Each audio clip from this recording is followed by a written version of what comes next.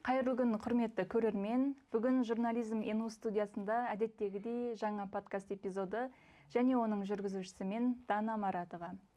Бүгін біздің студиямыздың қонағы өте ерекше. Сіздер оның бейнесін, келбетін үлкен экрандардан кино әлемінен көріп жүрген боларсыз. Ал оның нақты өнерін, болмысын, қызметін театр сахнасынан тамашалап жүрген шығарсыз. Тіпті оның дауысын балаларға арналған түрлі голливудтық мультфильмдердің қазақша дубляжынан кездестіруге болады. Сонымен ол кім болды екен? Бүгін біздің студиямызда қонақта Қазақстан Жастар одағы серпер сыйлығының лауреаты, Қалибек Қуанышбаев атындағы Қазақ ұлттық музыкалық драма театрының актері, дубляж режиссері Шахмұрат Ордабаев.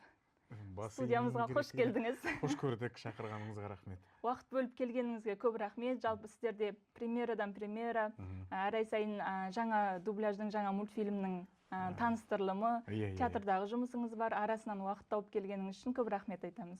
Шақырғандарыңызға рахмет. Қуана келдім негізінде. Жалпы енді айтып жатырмыз, кинода ойнады, негізгі қызметі театрда, театр актері, дубляж режиссері. Барлығы өнердің бір саласы болып көрінгенімен, сан қырлы. Өнерге алғаш қайсысы алып келді? Бұлардың ешқайсысы. Негізі мамандық таңдамас бұрын, актер мамандығын таңдамас бұрын, жалпы сахнаға жақын адам едім. Былайша айтқанда сахнаның шымылдығына оранып өскен баламын, өйткені әкем де анам да өнер қызметкері, ұлттық өнер фольклорлы этнографиялық шертер деген ансамбльдің, Торғайдың былайша айтқанда жұлдыздары ансамбльдің негізін қалаушылары. Бала кезден ақ мен сол қазақтың халық әндерін, күйлерін, билерін тыңдап өстім, қазақ композиторларының әндерін жақсы білем. Бала кезден ақ сол музыкаға жақынырақ болдым. Сол кезде енді бір дауыс шығып, кішкене бір талғам пайда болған кезде алғаш сахнаға шығып ән айта бастадым. Әртүрлі байқауларға қатыстым, сахнаға деген бір қызығушылық болды. Ең бірінші алғаш танысқаным сол ата-анамның арқасында, ол тыңдап өсу, сол ортада болу. Ал екінші сол әншілікпен басталды. Сахнамен өзімнің былайша айтқанда тірідей танысуым. Ал кейін енді әншілік жолын жалғастыру сондай қатты бір ойымда болмады. Кәмелет жасқа келгенде, бір ақыл тоқтататын жасқа келгенде әншілік емес, жоқ маған актерлік қызық, режиссуралық қызығырақ деп ойлап, осындай бір өнер ордасын, білім ордасын іздегенім бар. Алматыға да бардым жүргенке, одан кейін Астанаға келіп, Қазақ ұлттық өнер университетін таңдадым, болмаса олар мені таңдады. Сол жерде жаңағыдай шығармашылық жол жалғасты. Бірақ алғашқы танысуым өзіңіз айтқандай, ол сол әншілік өнер. Былтыр жарық көрген Бақыт құшағында фильмінде басты рөлдердің бірінде ойнадыңыз. Демек оның сіздің жаныңызға жақын болуы музыкалық бағытта болғаны ғой. Ол менің ғана емес, жалпы түгел көрерменнің жанына жақын, өйткені ол жерде Шәмші атамыздың әндері бас аяқ. Ол әндерді білмейтін адам жоқ. Ол біздің енді айтқанда қазақтың ДНК-сына сіңіп кеткен әндер ғой. Мен ешқашан өмірімде өлең жаттай алмайтын адаммын деген адамның өзі сол Шәмші атамыздың әндерін жасалған өлеңдерді де автомат түрде жатқа біледі. Сондықтан ол әрине ол ерекше жақын ыстық болды. Осы жобаға қатысу, оны таңдау, ол да бір ешқандай бір ұзақ қабылданған шешім болған жоқ. Қалай сәті түсті, сол беті бірден келістім. Ұсыныс келе сала Шәмшінің әндері болады деген кезде еш ойланбастан келістім. Жалпы сол фильмде Астананы романтизациялап көрсетеміз әндер арқылы. Ол көбіне романтизация дейді ғой, бірақ негізінде бұл бір жағынан санат режиссердің бір күшті қулығы болды. Астананы жалпы кино алаң ретінде көрсете білу. Романтизация жасаймыз, Астананың жастарының өзі ақ керемет романтизация жасайды. Жаңағыда рилстар түсіріп, кешкі Астананы жағалауды аралап, бір керемет нәрселер жасай алады. Ал кино тілінде көрсету, ондай мүмкіндік көп бола бермеді. Сондықтан санаттың бір ерекшелігі режиссер ретінде ол алматылықтарға, көбіне кино түсірілетін Алматы қаласына, сол жердегі мықтыларға Астанада кино алаңы бола алады. Ол міндетті түрде тас джунгли емес, ол сонымен қатар романтикаға толы, әдемі жылы сондай бір сүйкім жерлері бар қала деп локация ретінде аша білді. Сондықтан бұл да бір фильмнің бір керемет оттысы болды. Алматылықтарды, продюсерлерді, режиссерлерді Астанамен таныстыру. Астананың біздің жағалауды көрсету, ескі театрымызды көрсетті, Астананың бір әсем жерлерін көрсете білді. Міндетті түрде жаңағыдай зәулім сарайлар ғана емес деген сияқты. Сол кинода сіз сомдаған кейіпкердің бір сөзі бар, иә? Иә. Астана қалтасы тетіктерді аямайды, ол қатыгез қала деген. Енді біздің аудиториямыз осы Еуразия ұлттық университетінің студенттері 16-17 жасында көзін ашқан бойда үлкен қалаға келіп, сіз сол киноның кейіпкері сияқты түрлі сәтсіздікке ұшырауы мүмкін жастардың қатарында. Сондықтан оларға сол кинодан қандай месседж айтатын едіңіз? Енді бірінші айтып қойын, ол менің емес, ол Төлегеннің сөзі. Төлеген өзі мамандығы юрист болған күннің өзінде де ол барбер болып қызмет етіп, өз күнін көріп жүр. Ол жаңағы шығарманың желісі бойынша сондай жағдайға тап болды, және күнін көріп жүр. Жаман емес, былайша айтқанда жағдайы. Бірақ өзімде тура солай сіздің жаңағы түлектеріңіз, сіздің жаңағы оқушыларыңыз ұқсап, мен де сол 2005-те алғаш рет Астанаға келгенде 20 жыл бұрын. Бұл да мен үшін бөтен қала. Ешкімді танымаймын, мектепті бітіре сала осында келдім, бірден университетке түстім. Бірақ бір сондай Астана қатал болды, аямады, тас джунглидің арасында жалғыз өзім түн ортасында өліп қалдым деген нәрсе болған емес. Негізінде әжептәуір мейірімді қала. Менің ойымша ол бәлкім мен үшін шығар, енді алматылықтар келіспес, бірақ Алматыға қарағанда Астана мейірімділік болып көрінді мен үшін. Өйткені бұл жерде көп басқа үлкен қалада қол жетпейтін нәрсеге бұл жерде жеткізу мүмкіндігі молырақ. Қазір қызмет табу тіпті де мен сондай бір қатты проблема деп есептемеймін. Мәселе басқада ғой, мәселе өз мамандығыңды таңдап оған адал қызмет етуіңде. Шынымен білікті маман болсаң, сен жұмыссыз қалмассың. Менің бір сенбейтінім осы, жұмыс таба алмай жүрген адамдар ол енді талғамына да байланысты шығар. Сондықтан менің месседжім, қызметіңізге адал болсаңыз, шын рахаттанып қызмет жасайтындай болсаңыз, ол сіздің жұмысыңыз, ол сіздің құр жұмысыңыз ғана емес, ол сіздің өмірлік ісіңіз деп тапсаңыз, онда қала сізге мейірімді, ол сізге ашық мүмкіндік береді. Иә. Жалпы мүмкіндіктің қаласы ғой Астана. Әрине. Осы подкасттың өзі сол мүмкіндіктің бір нәтижесі дейсіз ғой. Иә. Жаңа айттыңыз, өнерге қызығушылығым ата-анамның арқасында пайда болды. Одан кейін әншілік арқылы өнерге келдім, кейін сахнаға келдім. Енді дубляж деген өте ерекше сала. Бұл салаға қашан қалай келдіңіз? 10 жылдан асты, қателеспесем. Иә, 2015-тен бері ресми түрде сол дубляждың бір бөлігі болып жүрмін. Дубляж деген бір актерлықтан бөлек тұрған мамандық емес. Дубляж актері деген мамандық жоқ. Кино актері деген мамандық жоқ. Бірден айтайын. Актер деген ғана мамандық бар. Негізгі мамандық актерлық шеберлік, актер. Яғни Алматыда, Астанада, біраз жерде тек актерді үйретеді. Ал одан әрі сен кино актері боласың ба, дубляж актері боласың ба, радиода қызмет етесің бе, болмаса сіз сияқты подкаст жүргіземін, өз ойың ар жақта өзің скилліңді өсіресің. Сондықтан белгілі бір өзі кез келген театр әртісінің сондай бір кезеңдері болады ғой. Көп рөлдер болып тұрғанда бір шығармашылық серпіліс, өсу сезесің. Тура солай құлдырау да болады, құлазу да болады. Шығармашылық жоқ, жасап жатқан нәрсең біріне бірі ұқсайды, бір жерде ғана қалып қойған сияқтысың. Шығармашылық дағдарыс кезеңі болады, иә. Дағдарыс деу сәл ауырлау шығар, ол үшін тағы бір 10 жыл тәжірибе керек. Бірақ сәл бір әлсіздікті сезу, қайталануды сезу, бір штампқа бара жатқаныңды, штампқа бара жатқаныңды түсіну, яғни жасанды болып кетеді, жаттан да ойнай саласың деген сияқты. Сондай сәттерде оны түсінген жақсы, негізі оны түсініп тұрсаң, демек жөндей аласың. Егер оны сезбесең, демек бұл сенің адасқаның, сенің әртіс ретінде соқыр болуың. Сондай бір сәттердің бірінде кинода көп түсірілмейді Астанада.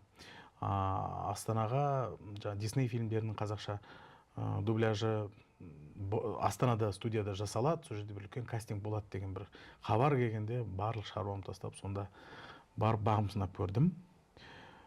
Болса болды, болмаса жоламаймын деген ой болды. Өйткені бір сондай ақ бір қатты тіл маманы емеспін, жаңағыдай сахна тілі ерекше, сондай бір айта кететіндей бір қатты қабілетінде болды деп ойламаймын. Бірақ кино көретінім бар. Жалпы кино көретінім бар. Меломанмын, әртүрлі жанрларды ұнатамын. Шетелдік франшизалар, танымал болған, танымал болмаған, неше түрлі авторлық киноларды көп танимын. Соның арқасы болар бәлкім. Кастингке қатысқан кезде Жұлдызды соғыстар, Star Wars The Force Awakening деген жоба болды. 2015 жылы Жұлдызды соғыстар күштің оянуы деген жоба. Сол жобада басты кейіпкерлердің біріне өттім. Сол бір шешу сәт болды. содан кейін сол процесске қатысқан кезде, режиссермен жұмыс істеген кезде, жаңағы шетелден келген продюсер болды, сонымен жұмыс істеген кезде қызықтым. Бұдан бас тартқым келмейді, енді осы іліктім бе, осыдан айырылғым келмейді, осылармен бірге өскім келеді деген ой келді. Сол беті былайша айтқанда әуелі актер, одан кейін қосалық кейіпкерлерді ұстау, одан кейін кастинг директор, одан кейін режиссердің көмекшісі, ақырында өзім режиссер болдым. Ол үшін біраз күш қабілетім де кетті, қаражатым да кетті үйрену үшін, бірақ бұл бір болашаққа инвестиция болды. Сөйте тұра театр ешқашан тастаған емеспін. Дубляж ол бір ерекше әлем. Ол жалпы өнер деп алатын болсақ, оның ішінде дубляж өте сирек кездесетін жанр, сондай көп сұраныс бар деп айта алмаймыз. Қазақстанда да кейінірек пайда болды деуге болады. Жоқ, негізі Қазақстанда әжептәуір соғыстан кейін осы алғашында Алматыда Қазақфильм киностудиясы ашылған сәттерде бізде дубляж пайда болды. Ең алғашқы жаңағы Мәскеу мен Петербургтың сұмдық дубляжымен жарысып отырып, одан еш кем емес жасайтын бір керемет дубляж болды. Бірақ мәселе олармен салыстырғанда біздің дубляж бірнеше рет тоқтап, өліп қайта тірілген кезең болды. Совет одағы құлдыраған кезде оны тоқтатты. Одан кейін 90-шы жылдары тағы да бір жаңа цифрлық теле арналар пайда болған кезде ескі дубляж, дәстүрлі дубляж тағы да үзіліп қалды деген сияқты. Былай үздіксіз, қарқынды түрде жүріп жатқаны соңғы бір 10-15 жылдың айналасы, бірақ біздің сол жағы көршілес мемлекеттерге қарағанда біздің бір ұтылысымыз, ол атадан балаға, ұрпақтан ұрпаққа мұра болып қалған білімдер көп сақталмады. Біз оған енді интуитивті түрде үйреніп келеміз. Бірақ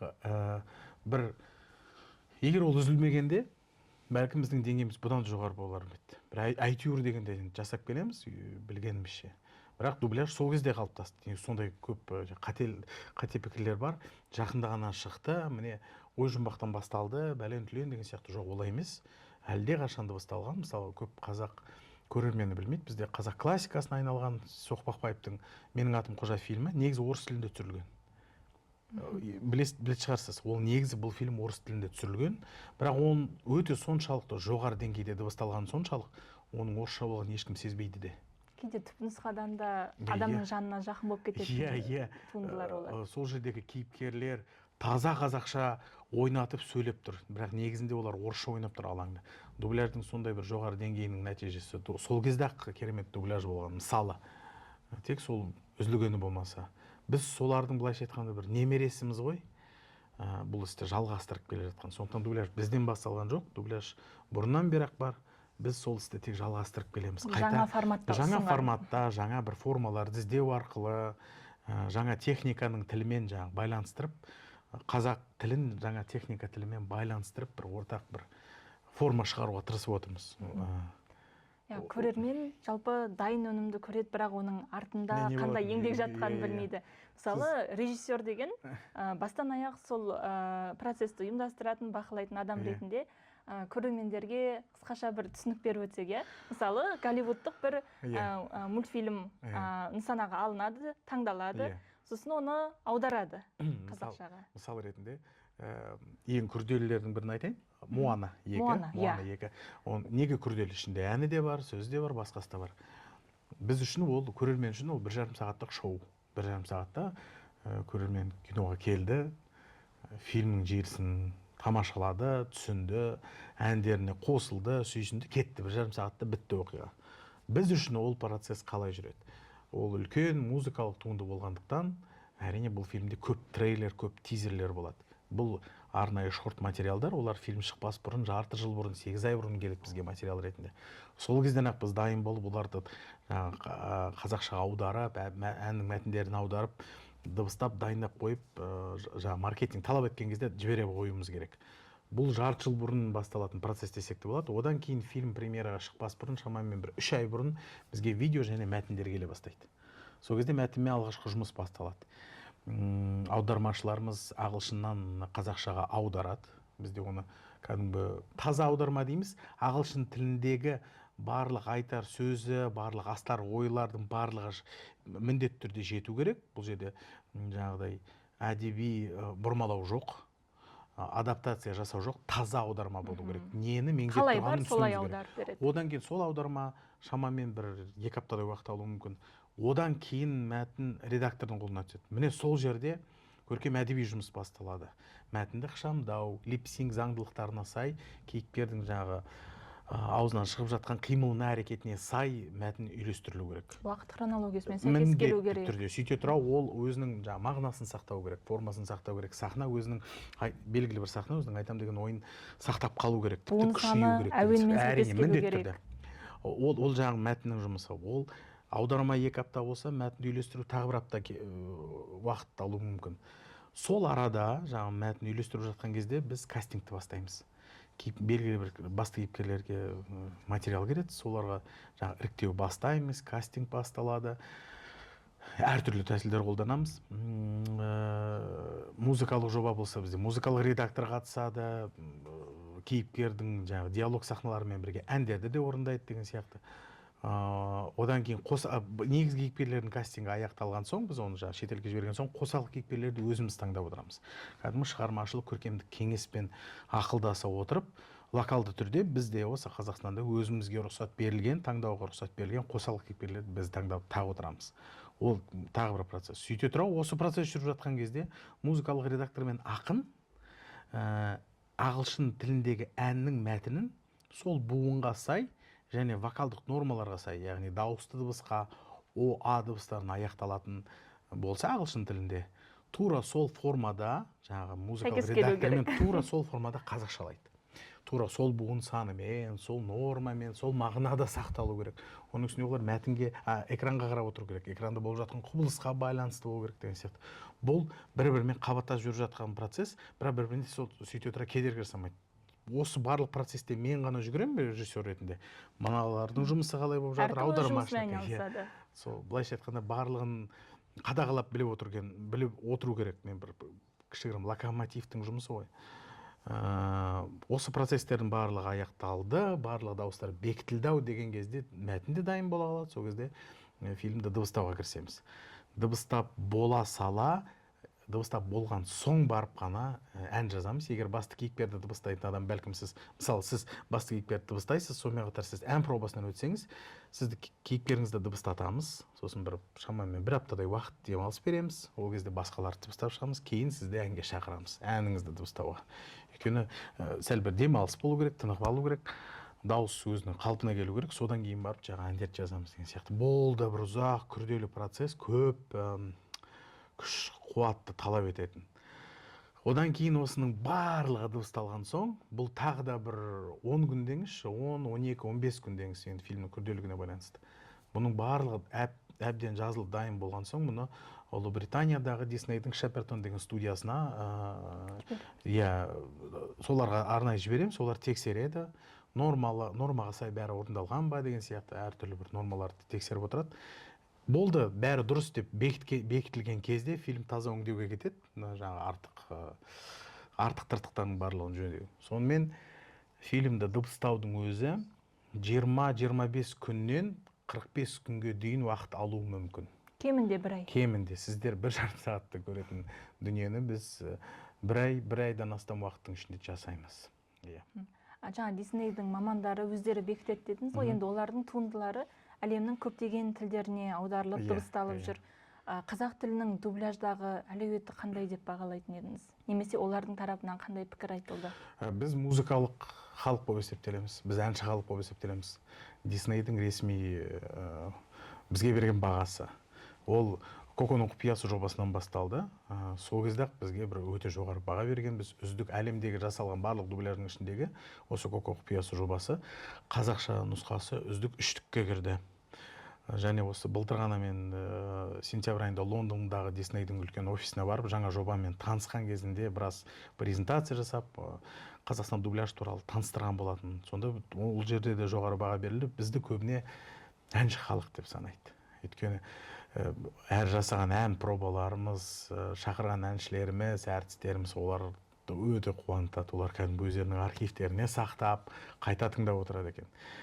Ал жаңағы сіз айтып жатқанда оның әлеуеті қандай деу, негізінде біз ондай баға, ондай ой айтудан асып кеттік. Өйткені жобалар бұрын жылына 1-2 жоба шығып, әр жобадан сондай бір көп фидбек күтіп, сол бойынша жұмыс істеу деген процестер артта қалды. Біз ақырын өндірістік тоқтамсыз процесске ауысып бара жатырмыз.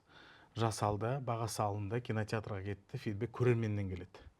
Ары қарай кетеміз деген сияқты. Сондықтан бірден барлық дубляж үшін жауап беру қиындау. Өйткені біз ғана емес, телеарналардағы жүріп жатқан дубляж бар. Жақын шетелдерден келіп жатқан фильмдерді дыбыстайтын студиялар тағы бар, онлайн кинотеатрлар тағы бар. Тек біз ғана емес, тек мен ғана емес. Сондықтан бұл күрделі сұрақ болып тұр. Дегенмен әр адамның өзінің ана тілінде көруі, тыңдауы ерекше әсер ететін сияқты. Мысалы, бізде шетелде оқып жүрген кезде оригиналы түпнұсқасын ағылшын тілінде көресің, немесе Түркияда оқып жүрген кезде ағылшын тілінде, бірақ түрікше субтитрмен көресің. Бірақ дәл сол туындыны қайтадан Қазақстанға келіп қазақша дубляжда көргенде, сол бір түпнұсқаға жақын, немесе сен бір жаныңа жақын, түсініктірек сияқты болады. Мысалы, сіз Оловты дыбыстадыңыз ғой. Сонда жаңағы Абайдың өлеңін оқып жүретіні, мысалы Лукада тілсіз тіл, сұр бұлтсыз су қаптайды аспан деп. Сосын жаңағы Лукада 42.500 теңге беріледі деген, сосын Жұмабектің бажасы келе жатыр деп. Сондай элементтер енді нағыз сол мультфильм бір қазақы болмыста, қазақ ортада түсірілген сияқты әсер қалдырады. Бұл кімнің еңбегі? Осындай элементтерді кім қосады? Көбіне режиссер қосады. Өйткені мәтін аудармашылары, былайша айтқанда, нормаға сай, заңдылықтарға сай мәтінді аударып, дайындап береді. Барлық өз орнында, барлық жаңағы өз мағынасын ашып тұрған сөйлемдер. Ал жаңағы сіз айтып жатқан мысалдар, ол сол фильмді дыбыстау барысында аяқ астынан туа кеткен нәрселер көбіне солар. Сіз айтқан Лукадағы нәрсе, ол менің әріптесім Назерке Леспик қыз деген режиссер, сол кісі істеді, ол біраз ойларын қосады. Жаңағы Мұзды өлкеде қосқанымыз, ол тағы сол сәтте дыбыстап жатқан кезде мен және дыбыс режиссері сол жерде Олжас Шахбек деген досым отырды. Әйтеуір бірдеңе қылып аяқ асты туып кеткен нәрселер болды. Арыстан патшаға да, Венамға да, Муанаға да мейлінше ондай нәрселерді қосуға тырысамыз. Ол да бір еріккеннен жасалып жатқан дүние емес, оны қоспай қойса да болатын еді. Бірақ сол арқылы біз айдалада, былайша айтқанда, шетелдік жобаны қазақ тілі көрерменге жақындатамыз. Мақал қосу арқылы ол жердегі кейіпкер ана біздің аналарымыздай сөйлесе, біз оны бірден қабылдаймыз, бірден түсінеміз. Жаңағыдай бір Аватарда сондай бір сәт бар. Ортаңғы ұлы Лоак бір кит па, сондай бір үлкен жануардың үстіне мініп адасып кетеді. Түннің бұрағында бірақ келеді. Анасы жүгіріп келеді де өз тілінде бұлқан-талқан болып ұрсып жатыр ана ұлды. Сосын ол кәдімгідей ағылшын тілінде де берілген, не деп ұрсып жатқаны. Бірақ бізде ұрсу басқа. Стилі басқа. Стилі басқа. Бұлай ойландық, ақыры оны таза қазақша ұрыстық. Мені өлтіріп бірақ тынатын шығарсың, иттің баласы деген сөз керек болды ана жерде. Және оны естіген кез келген қазақ баласы 100% түсінер еді анасының сезімін, баласының да сезімін. Сондай нәрселер міндетті түрде керек. Оны біз ғана істемейміз, оны түріктер де, француздар да, немістер де бәрі де істейді. Ол бір адаптация кезеңі, көрерменге жақындату амалы. Жүрегіне жол табу дейсіз ғой. Ол жалпы шығармашылық топтардың идеясы. Болу керек міндетті түрде. Мейлінше ондайды салып тұру керек. Әрине тарихи жобаларға салу қиындау. Шын, мысалы, болған бір тарихи оқиғалар болса, ондай нәрсені қосу мүмкін емес тіпті де. Ал ойдан шығарылған хикаялар болса, жаңағыдай Мұзды өлкедегі Эрентел патшалығы сияқты бір ойдан шыққан нәрселер болса, оған қосуға әбден болады, неге қоспасқа. Жалпы осындай Голливуд актерларының эмоциясын қазақ тілінде дыбыстау, қазақ тілінде жеткізу қаншалықты қиын, сәтсіз моменттер болды ма? Еш қиын емес. Бәрімізде адамбыз, бәрімізде таза адами эмоциялар бар. Олар бойларынан кешкен эмоцияны бізде ойната аламыз, бізде көрсете аламыз. Ол таза актердің қабілеті. Бұл жағдайда ең бастысы ойнап жатқан, орындап жатқан әртістің эмоциясын және автордың берген мәтінін дұрыс түсіну. Өйткені ағылшын тілінде бір нәрсені айтып тұрғанмен басқа нәрсені астарлы меңзеп тұруы мүмкін. мысалы мен сені сүйем деп айтуға болады, мен сені сүйем деп айтуға болады, иә, екі түрлі айтуға болады. Болмаса мен сені сүйем деп айта беруге болады. Бәрі де әртүрлі, әрқайсысы әртүрлі. Оның эмоциясын дұрыс түсініп тұрсаңыз, көзін жағы денесінің тілін дұрыс түсініп тұрсаңыз, онда жақсы баламасын қазақша табуға болады. Жаңағы бізде тура солай бір сөзді айта тұрып, оның жаңағы әуен ауыстыру арқылы эмоциясын дұрыс бере аламыз. Сондықтан бір сондай бір бұл жаңағы Ди Каприоның фильмін дыбыстау қиын шығар деу, ондай сондай қиын емес. Негізі шын мәнінде киноға қарағанда анимацияны дыбыстау әлдеқайда қиын. Өйткені кинода қалай болған күннің өзінде де әртіс. Ол әртіс өзіміз сияқты адам. Ал анимация ол ойдан шығарылған кейіпкер, оның басы былай созылады, оның аузы үлкен болады, оның көзі шығады, ол ұшады, ол жаңағыдай құсқа айналып кетеді деген сияқты. Кез келген ол таза оның жаңағы мінезін түсіну керек. Егер ол ерке болса, ол жаңағыдай есіме не түсе береді, Аладдиндегі жын есіме түседі. Мың құбылады ғой, ол дауысы да өзгереді. Міне соны дыбыстау қиын. Ал Ди Каприо оның қасында адам. Сен оны адам ретінде де түсіне аласың. Енді шағын бір ойын ойнап көрсек, сіз өзіңіз бірінші дубляж актері болып жұмыс істеп бастадым. Қазір режиссеріне дейін қабылдандым. Түрлі кейіпкерлерді дыбыстайтын адамды өзім қабылдаймын дедіңіз, иә? Енді біздің ойынымыз осы Голливуд кейіпкерлері Қазақстанда қазақ ауылында деп аталады. Мен сізге қазір бір кейіпкерді ситуацияға салсам, соны эмоциясы қандай болатын еді, қалай әрекет ететін еді, соны сипаттап бере аласыз ба? Көрейін. Өрмекші адам Түркістанның базарына келді. Ой, бұл байғұс. Түркістанда биік ғимарат жоқ қой. Ол жаяу жүреді ғой. Ол не деп сөйлейді? Құдай-ай. Жоқ, бұл ойынның ережесі сәл өзгеру керек сияқты. Сіз сол кейіпкер болсаңыз? Мен кейіпкер емес, мен сол кейіпкерді дыбыстайтын адамға қандай талап қояр едім? Түркістандың базарында дедіңіз. Онда мәссаған. Бұлай жастардың тілімен айтқанда жаңа потеря болып жүреді да? Иә, дұрыс. Қазақша білетін өрмекші адам екен ол. Иә, ол үшін Түркістанда қалай сөйлейтінін мен білуім керек. Түркістанның жастары қалай сөйлейді? Бұл кішкене зерттеу болады да. Өйткені мен 100% қазір өрмекші адам кіре қалды. Түркістан деп объективті түрде алмай қойық. Мысалы, Арыстан патша қазақ ауылындағы бір тойдың үстінен түсті. Енді қазақ ауылындағы той таныс шығар. Түрлі ет асылып жатыр, түрлі ойын, айқай-шу. Арыстан патшаның сол кездегі эмоциясы қандай болар еді? Енді ол қазақтың тойы ет қой. Ал Арыстан ол жыртқыш. Сондықтан әрине оның күйі күлкілі балалар еді. Ол тойға қонақ болып келіп отырса, ол амалдың жоғынан қол жайғанша күтіп отырады. Ана етті бірден ешкім жемейді, сол батаны мырсылдап күтіп отырады. Ол дубляж ойнату емес, бұл менің актерлік қиялым болып тұр да. Арыстан үлкен қолын жайып күтіп тұр да. Бірақ екі көзі етті аузына сілекей. Әлі бата беріліп болған жоқ дейсіз, ұзақ екен анау. Амал жоқ, енді шаңыраққа қарап тұр ғой, көніп тұр да. Сондықтан солай шығар. Ал дыбыстау жағын білмеймін, бұл таза актерлік қиял. Дыбыстау жағын білмеймін, бұндай нәрсені жасау үшін ол былай болу керек. Бұл дубляж деген аудиовизуалды өнер ғой. Біз мысалы белгілі бір бейнені көріп отыруымыз керек, және мен сол бейнеге қарай оны дыбыстауым керек. Ал қазір біздікі актерлық тапсырма болып тұр да, сіздікі. Ол жаңағы өрмекші адам базарда жүр десеңіз, мен оны актер ретінде ойнатып кетуім керек. Кәдімгідей өзі жүрген өрмекші адам. Оған мына студия мүмкіндік бермейсіз ғой. Саудаласып отырған, оның еще қалтасы жоқ қой мысал ретінде. Сөйтіп тұрғанда ол жаңағы құрма үшін саудаласып тұрады. Екі ортада жаңағы үсті басын тінтіп айнала ақша іздеп айтады деген сияқты. Ол мүлде басқа нәрсе, иә. Сондықтан бұл ойын туралы әлі ойлану керек сияқты. Соңғы бір ситуация берейік, сонымен қиял әлемінде шектеліп қойайық, иә.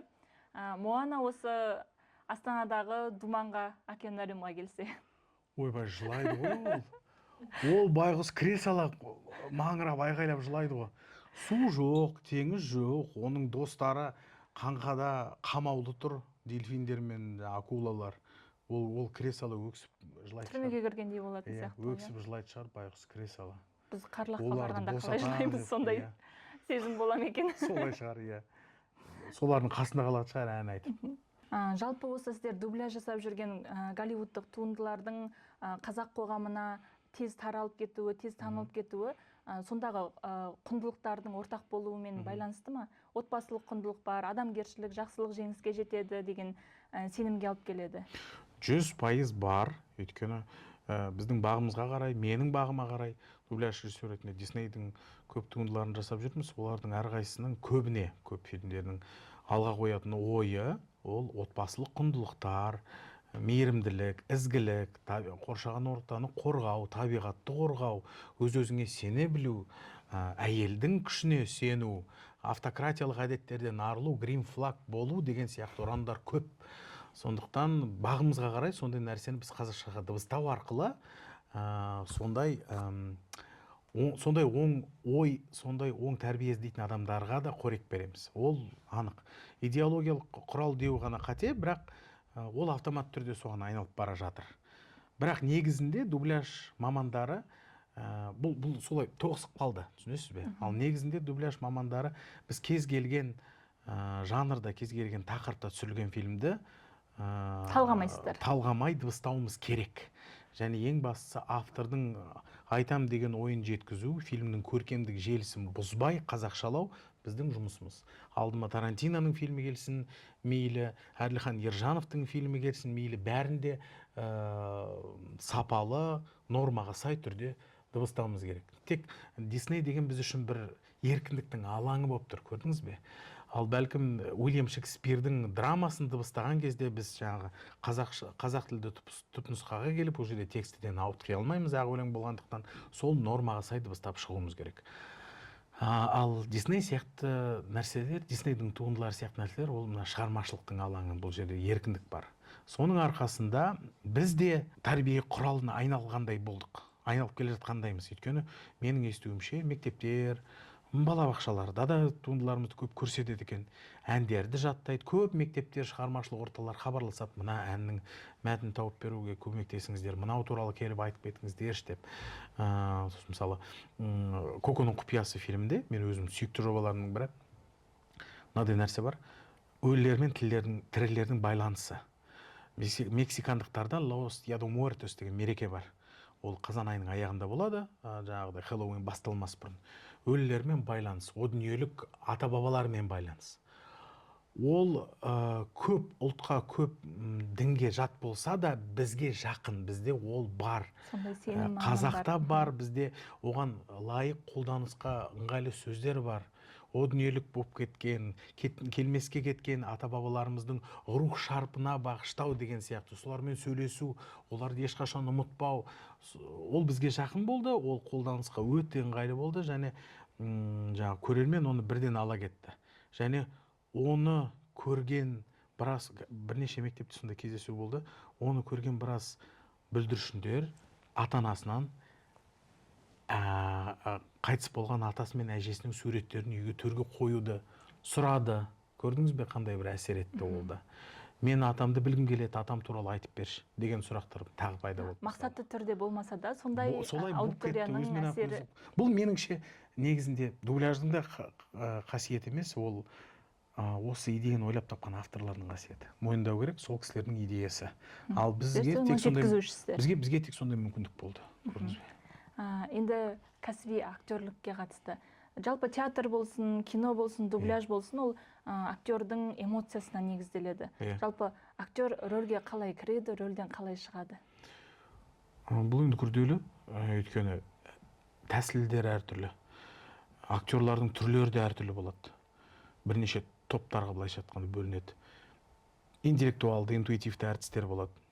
Интуитивті әртістер дейді, олар көбіне бойындағы қабілетін, табиғи оған берілген мүмкіндіктерді пайдаланып отырып жасайды. Интеллектуалды әртістер көбіне өз қоржынын кеңейту үшін, оған дейін жасаған рөлдерін, болашақта жасайтын рөлдерді кеңейту үшін әдебиетті көп оқиды, әртүрлі шығармаларды танысу арқылы деген сияқты.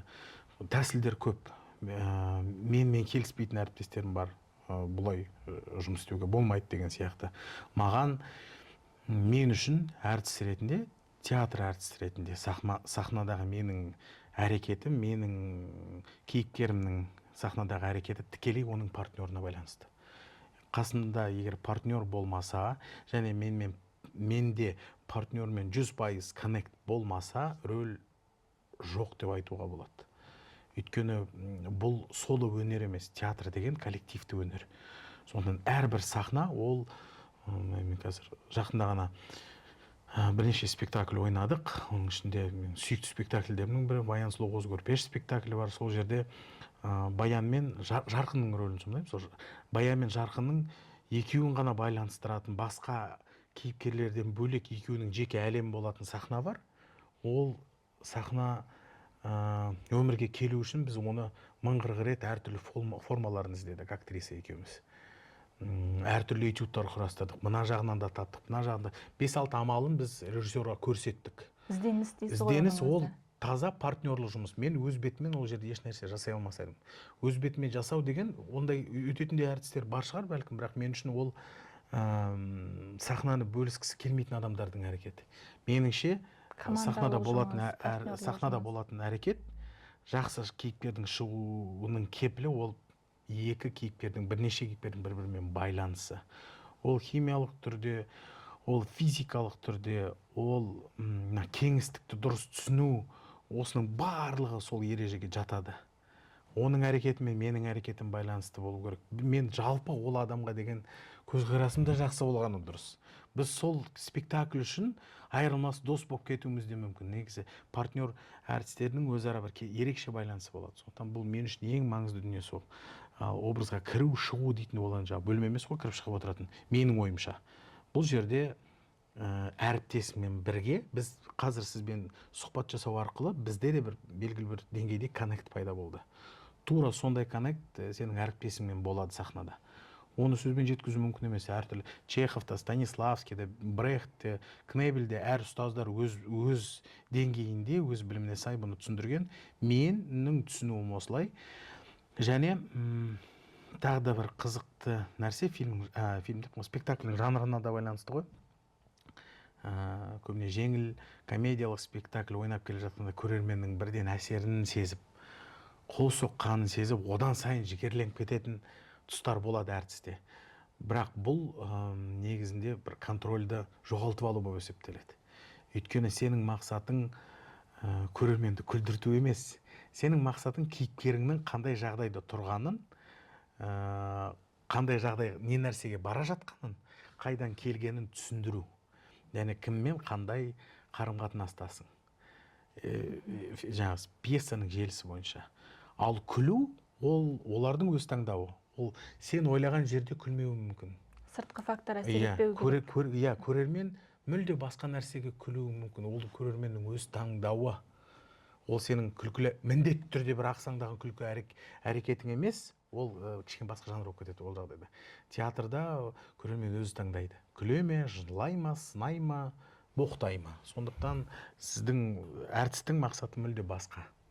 Оқиғаны дұрыс жеткізу, жақсы ойнату, партнермен бірге бір демде болу. Осы нәрселер мен үшін ең маңызды. Сөз соңында сіздің субъективті пікіріңізді білсек, жаңа айттық, дубляж саласында, театрда, кинода жүрсіз. Қазір енді соңғы жылдары үшеуде қарқынды дамып келе жатыр.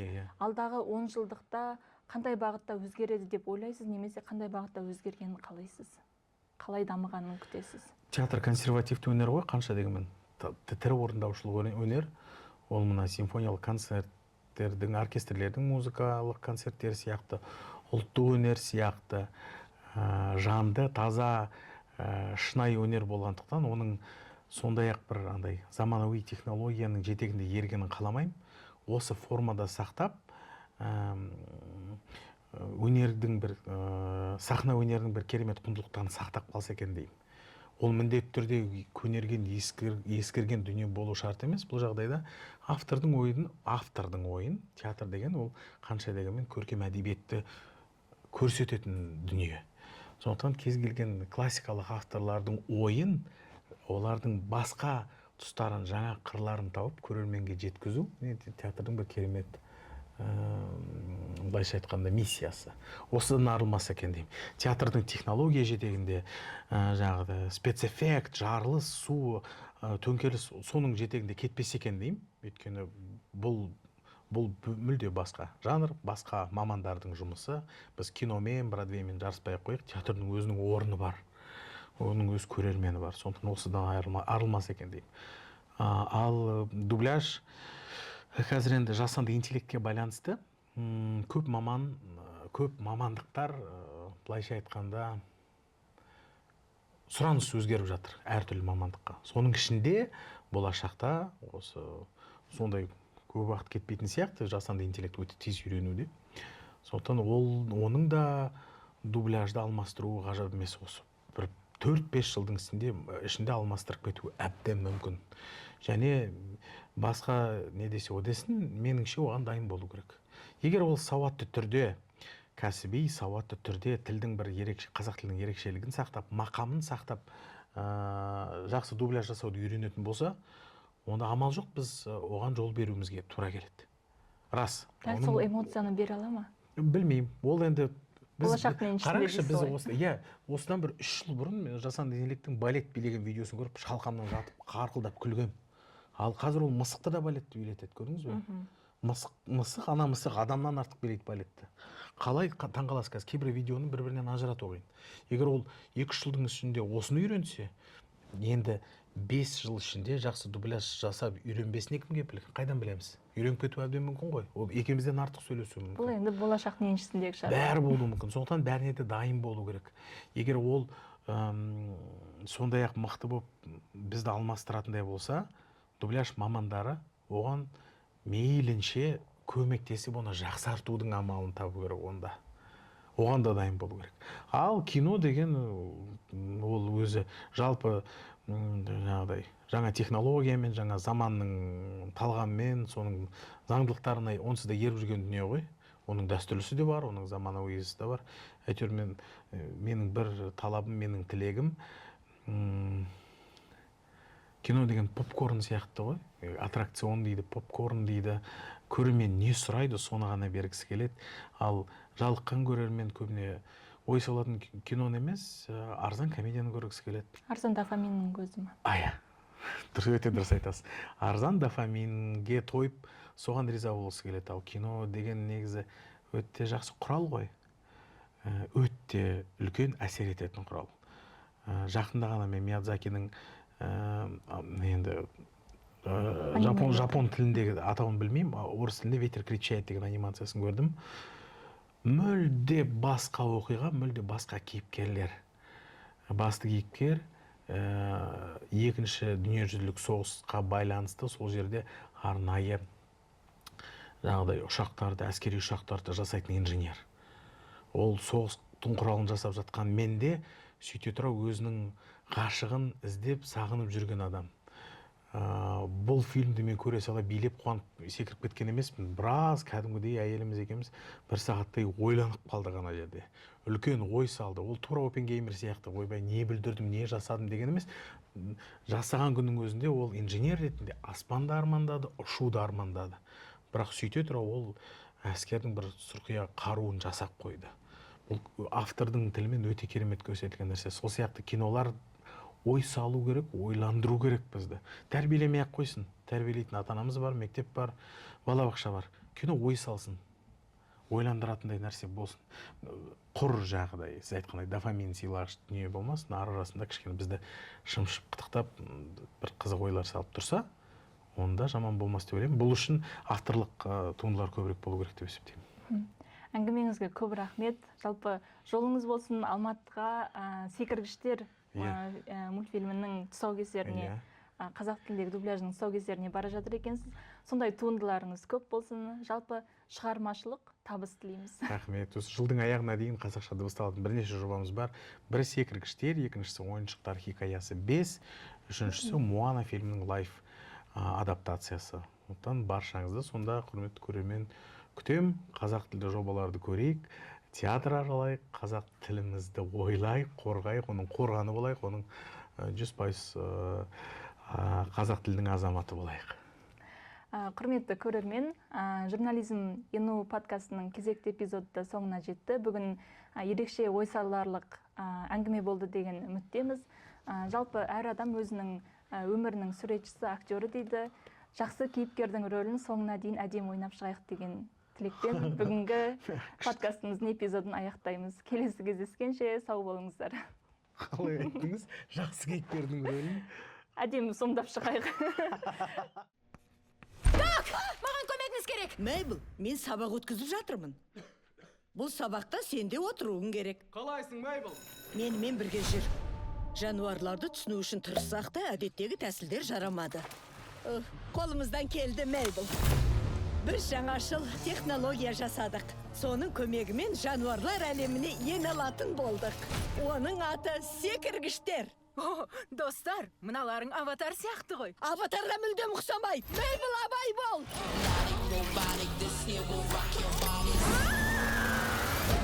Вау, сөйтсе ол буазы екен. Қойшы! Сендерді түсіндірмін. Бұл ғажап қой! Осы наурызда. Ей, ал сенің атың кім? Мейбл, Осында тұрғын келсе, тоған ережелерін жаттап ал. сонда ол қандай ереже? Бүгінгі шаруаны тоқтатайық. Бәріміз Мейблмен амандасайық. Бірінші ереже, бөтен болма. Әдем боп кетсің, Френ. Том, Лакуан, Тамара, Пруденс, Пит, Питер, Пити. Тым көппіз, бірақ әлі тіріміз. Екінші ереже, тамақ жеу керек болса, же. Кішкентай тәжді қайдан алған? Осыған таң қалдың ба? Жануар достарым, адамдар аядай ғана соңғы жерімізді тартып алды. Бәрекелді. Олармен күресу керек. Дисней мен Pixar ұсынады. Ол Жанна Дарк сияқты бүлікшілердің басшысына айналғанға ұқсайды. Мейбл, біз секіру технологиясы жануарлардың көңілін қалдыру үшін батырманы тауып ал. Жануарлар кеңесі шақырылды. Бажылда құндыз дұрыс айтады. Олардың жауыздығына тойдық. Жетер! Адамдарды мышып тастайық. Тоқта, мыжып? Олар бізді езет, енді біз оларды еземіз. Меніңше соншалықты шектен шығудың қажеті жоқ.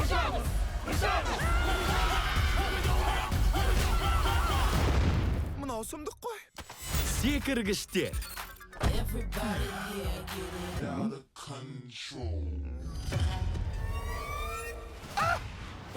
Бері кел! Айтқанымды істеуің керек. Әйтпесе сені өлтіреді, Эри.